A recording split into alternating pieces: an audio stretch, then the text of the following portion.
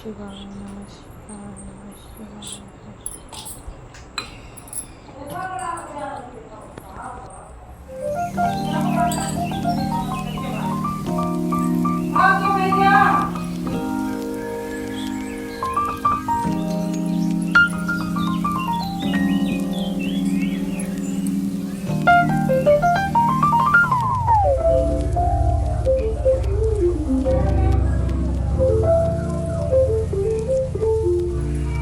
जो पार्वती से दिव्य वस्त्र धारण की हैं और जो शिव जी दिगंबर नंगे हैं, ऐसे श्री पार्वती जी तथा शिव जी को प्रणाम करता हूँ। रमणीक कैलाश पर्वत के शिखर पर बैठी हुई श्री पार्वती जी कहती हैं, हे महेश्वर, हमें कोई गुप्त व्रत या योग पूजन बताइए जो सब धर्मों में सरल हो, जिसमें परिश्रम भी कम करना पड़े लेकिन फल अधिक मिले। हे नाथ, यदि आप मुझ पर प्रसन्न हो तो वह विधान बताइए। हे प्रभु, किस तप व्रत या दान से आदि मध्य और अंत रहित आप जैसे महाप्रभु हमको प्राप्त हुए हैं। शिव जी बोले, हे देवी सुनो, मैं तुमको एक उत्तम व्रत जो मेरे सर्वस्व को छुपाने योग्य है लेकिन तुम्हारे प्रेम से होकर मैं तुमको बताता हूँ।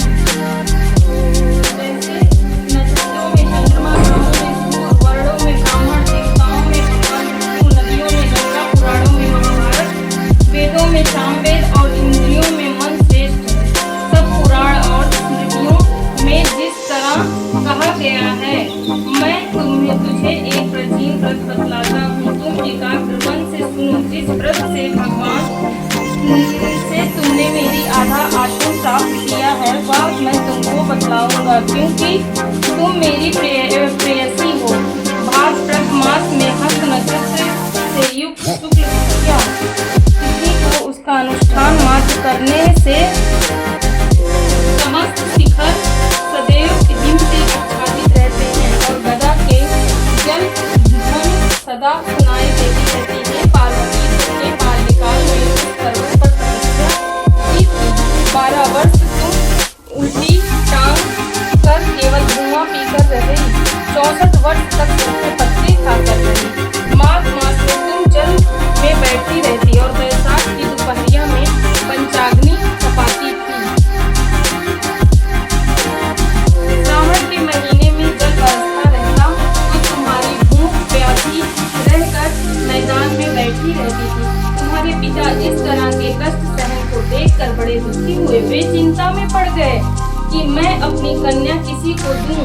उसी समय नारद जी वहां आ पहुंचे। मुनि श्रेष्ठ नारद जी उस समय तुम्हें देखने गए थे। नारद को देखकर गिरी ने अर्घपात आसन आदि देकर उनकी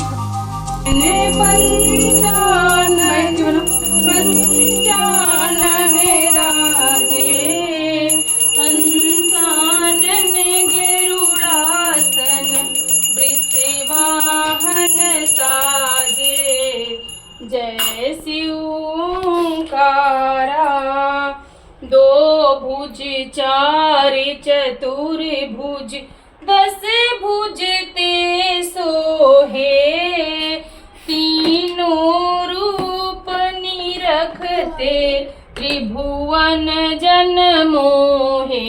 जय शिव ओंकारा, अच्छी माला वंडे माला मुंडे माला धारी बस चंदन।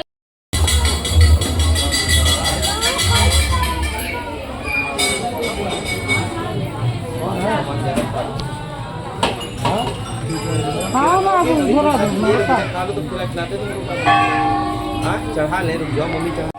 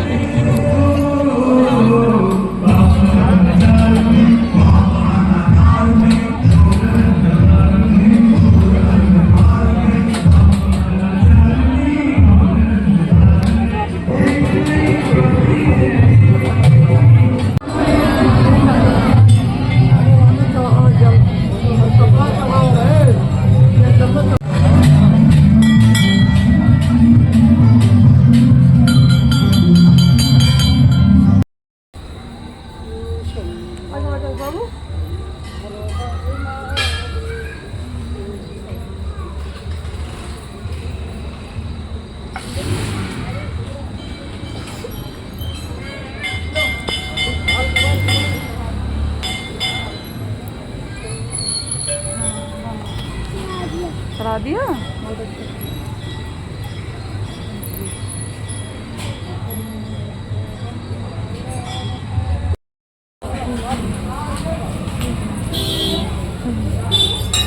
जला हुआ है